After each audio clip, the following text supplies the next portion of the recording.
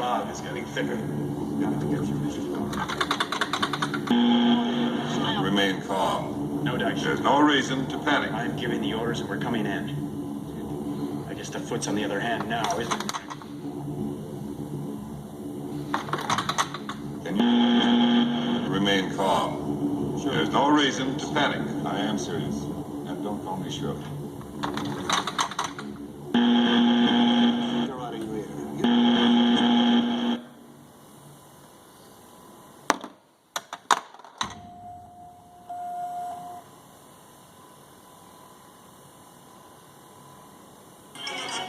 Good.